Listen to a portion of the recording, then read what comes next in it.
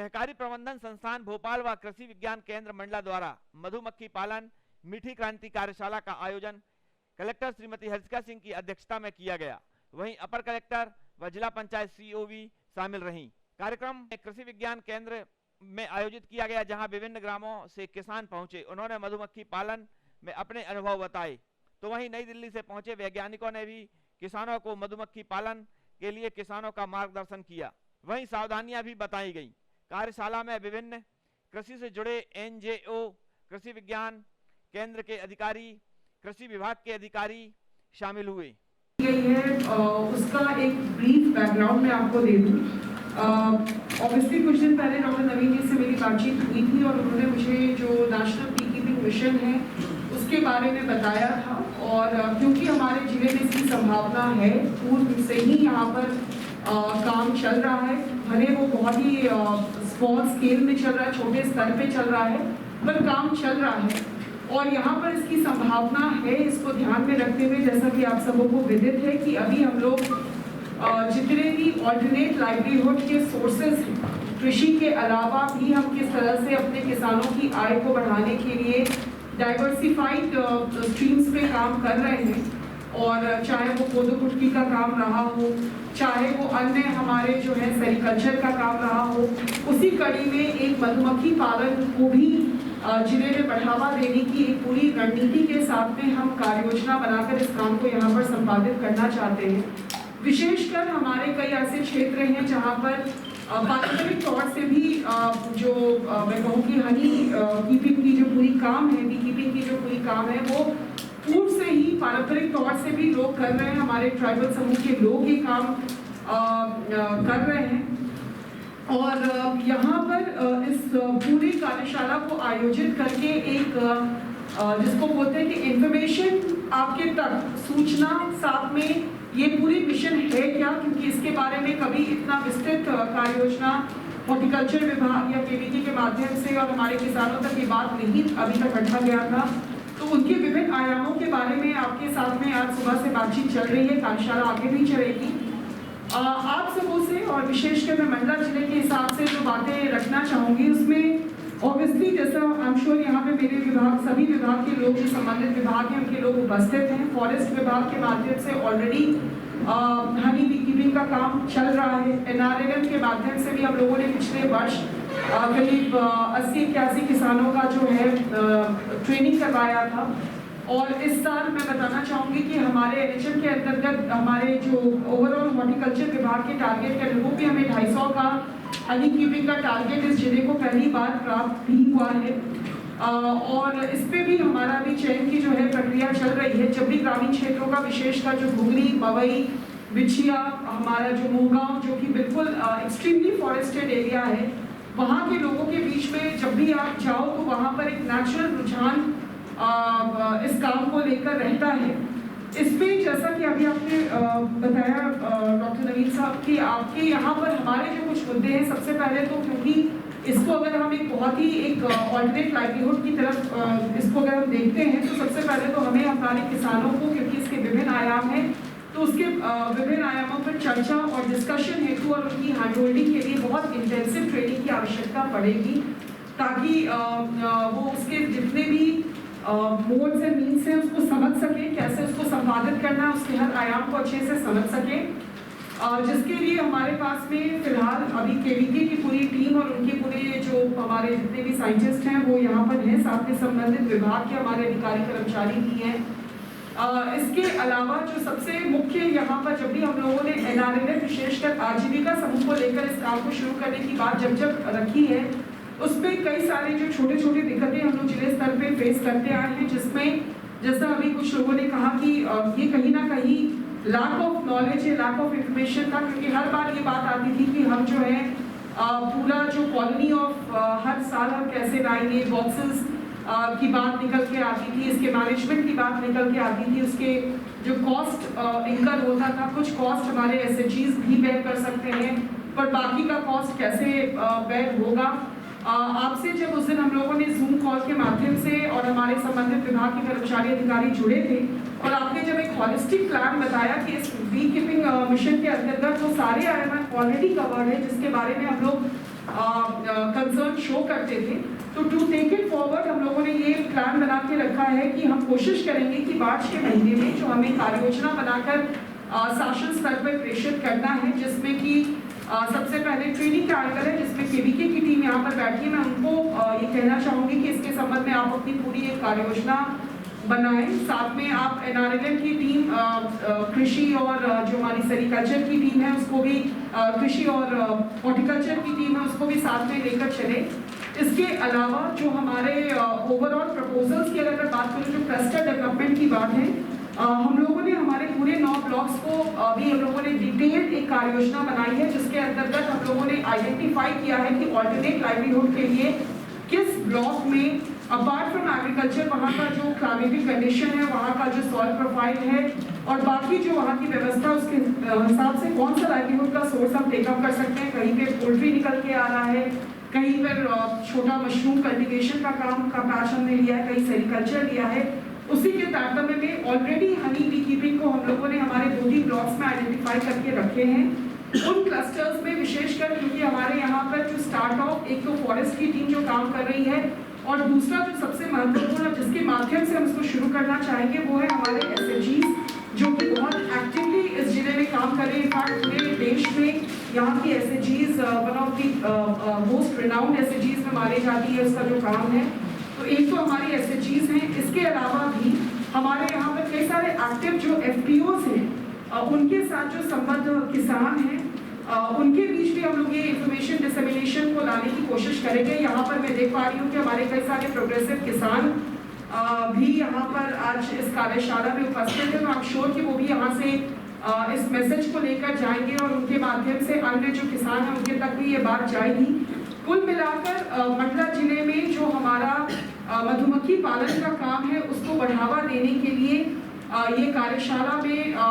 मुझे लगता है कि बहुत जितने महत्वपूर्ण बिंदु हैं उस पर प्रकाश तो डाला ही जा रहा है। और जहाँ तक जिला प्रशासन की बात है तो हम लोग मार्च के महीने में ही इसके संबंध में जो एक डिटेल्ड वर्क प्लान है, स्पेशली क्लस्टर डेवलपमेंट आइडेंटिफाई करके उसकी वर्क प्लान बनाने की कोशिश करेंगे। इसमें एक जो जैसा मैंने उस दिन वर्कशॉप में भी ये बात रखा था कि हमारे यहाँ क्योंकि जो तकनीकी टीम है, छोटा जिला है और ट्राइबल जिला है, तो हमारे पास में हैंड होल्डिंग करने के लिए हमें डेफिनेटली वहाँ से कोई ना कोई टेक्निकल सपोर्ट की आवश्यकता पड़ेगी, जो हमारे डीपीआर और हमारे प्रोजेक्ट्स को बनवाने में वो सहयोग करें। और बाकी आई एम श्योर यहाँ पर बैठे जितने भी लोग हैं वो सभी लोग इस काम को किसी न किसी फॉर्म में, जैसे मुझे दिख रहा है कि मेरी जो फॉरेस्ट की टीम है वो पूरी बैठी है ऑलरेडी। अगर आप इनकी प्रोसेसिंग यूनिट्स वगैरह देखें, छोटे स्केल पे है, but they have started this work और इसको स्केल अप हम कर सकते हैं, इसके भी हम प्रोजेक्ट्स ले सकते हैं इस मिशन के अंतर्गत। तो फिलहाल इसको मैं चाहूँगी कि हम 3 लेवल पे सीमित करना चाहेंगे। एक तो सबसे पहले हमारे जो ट्रेनिंग का एंगल है, दूसरा हम यहाँ पर एटलीस्ट एक क्लस्टर डेवलपमेंट, 1 या 2 क्लस्टर डेवलपमेंट की बात करना चाहेंगे, जिसमें एक में भी फॉरेस्ट विभाग के सहयोग से हम कर सकते हैं और एक हम एसएचजीज के माध्यम से कर सकते हैं, जिसमें हमें डेफिनेटली टेक्निकल इनपुट्स के लिए अपने एलईडी का सपोर्ट लगेगा। और गोइंग अहेड जैसे आपने बताया कि टेस्टिंग पॉइंट का और ये सारी चीज़ें जो है, I think that's slightly beyond that. अगर हम ये क्लस्टर डेवलपमेंट जो हम करेंगे, उस क्लस्टर डेवलपमेंट को हम इस तरह से डेवलप करना चाहेंगे जहाँ सिर्फ और सिर्फ हम प्रोडक्शन की बात ना करें, B2 प्रोसेसिंग की भी बात करें और साथ में मार्केटिंग एंगल को भी हम लेकर चले। So it would be a single point जहाँ पर एंड टू एंड प्रोसेस जो है आपका बी कीपिंग को लेकर वो पूरा फैसिलिटेट हो सके। And instead of spreading it all across the district, I would like to concentrate it in one particular point जहाँ पे हमारे जो फीडर ब्लॉक्स हैं वो सोर्सेज होकर वहाँ पर हम उसका मैन्युफैक्चरिंग और वैल्यू एडिशन करके उसको आगे बढ़ा सकें। आपने ट्राइफेड की बात की, मैं बताना चाहूँगी कि पिछले साल और इनफैक्ट अभी मार्च में दोबारा से हमारे यहाँ पर ट्राइफेड के रेगुलरली हम लोग वन ऑफ दी डिस्ट्रिक्ट्स हैं जिसके प्रोडक्ट्स ट्राइफेड पे लिस्ट होते हैं। हमारे बाकी भी जितने प्राइमरी प्रोडक्ट्स हैं, जिसमें विशेषकर पिछले साल हम लोगों ने कोदो कुटकी और उसके जो विभिन्न प्रोडक्ट्स हैं, मिलेट्स यहाँ पे जो होते हैं, उसको हम लोगों ने लिस्ट किया था। फॉरेस्ट के कई सारे महुआ और उनके जो बनने वाले एडिशनल प्रोडक्ट्स हैं उनको हमने लिस्ट किया है। तो वी ऑल्सो ट्राई टू अगर हम प्रोसेसिंग और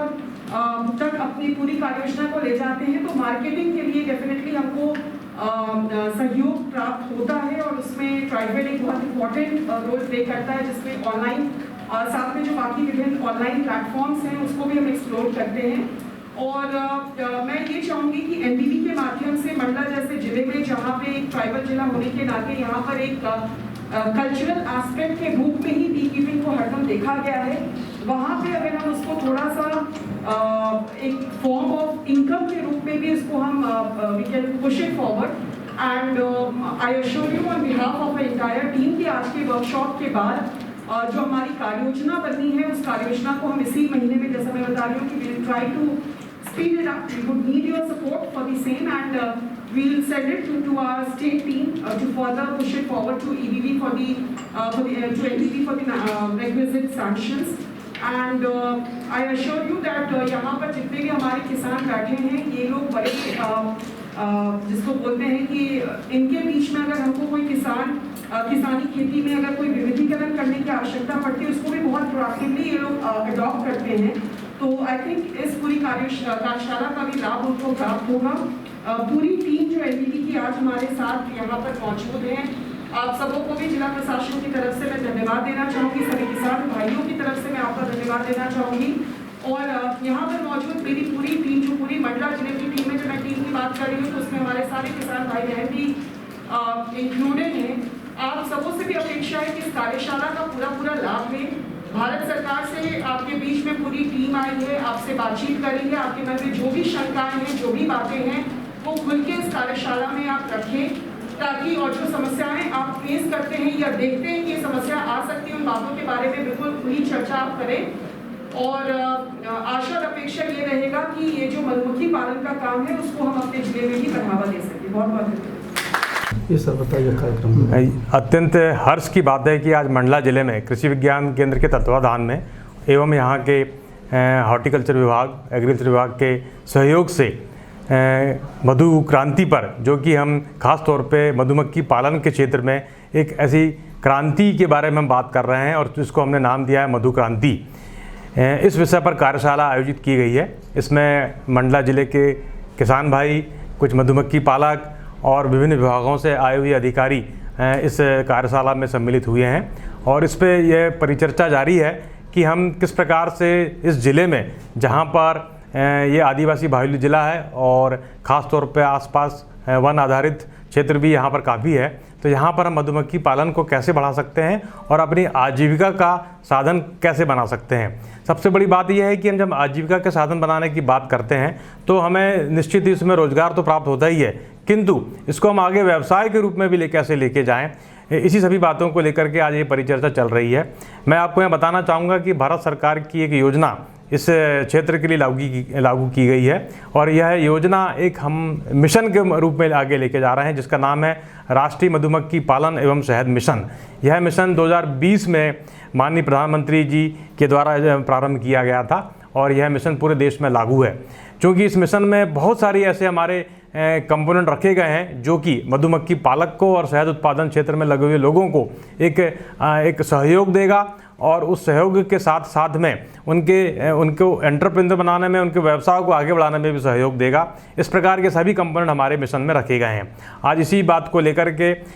नेशनल बी बोर्ड, जो कि इस मिशन को चला रहा है, और उसके तरफ से यहाँ पर मैं आया हुआ हूँ और यहाँ पर हम पूरे जितने भी आज हमारे इस कार्यशाला में लोग शामिल हुए हैं, उनसे हम उनके सुझाव प्राप्त कर रहे हैं और इन सुझावों के माध्यम से हम कृषि विज्ञान केंद्र और यहाँ के जो कृषि विभाग है, बागवानी विभाग है, इन सभी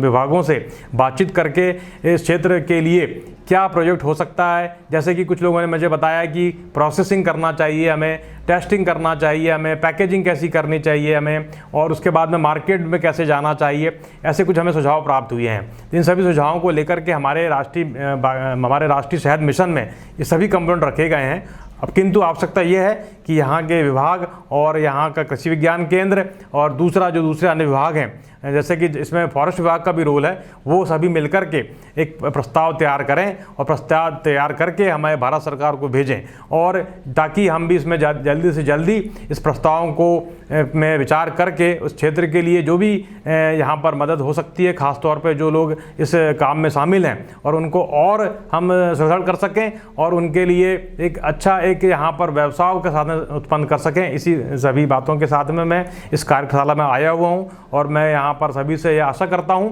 कि हम राष्ट्रीय शहद मिशन, जिसका उद्देश्य है पूरे देश में मीठी क्रांति को लाना, और सबसे बड़ी बात ये बताना चाहूँगा कि जब जिस खेत में, जिस क्षेत्र में यदि मधुमक्खी पालन जब प्रारंभ हो जाता है तो वहाँ पर फसलों पर भी अच्छा प्रभाव पड़ता है, फसलों के उत्पादन पर भी अच्छा प्रभाव पड़ता है, और दोनों एक दूसरे के पूरक हैं। एक तरफ हमें आय प्राप्त होती है, दूसरी तरफ हमें फसल उत्पादन को बढ़ाने में भी सहायता मिलती है। तो मैं इसी बात को लेकर के अभी सभी मंडला जिले के किसान भाइयों को और सभी को धन्यवाद देना चाहूँगा कि जिन्होंने आज इस परिचर्चा में शामिल हुई है और हमारी बातों को सुना। धन्यवाद।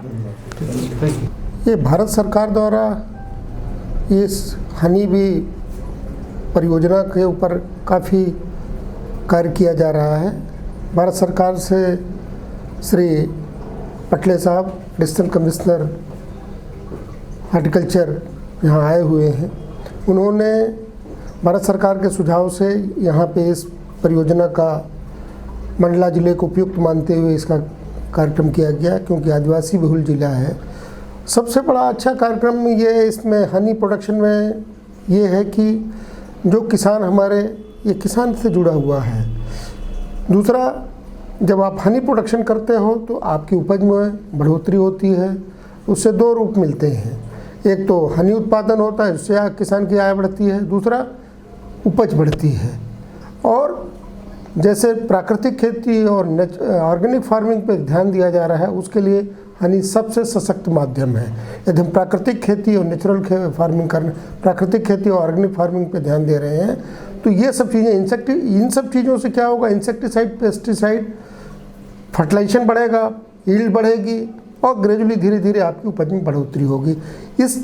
दृष्टिकोण से इस परियोजना का हमारे किसान भाइयों को ज़्यादा से ज़्यादा लाभ हो।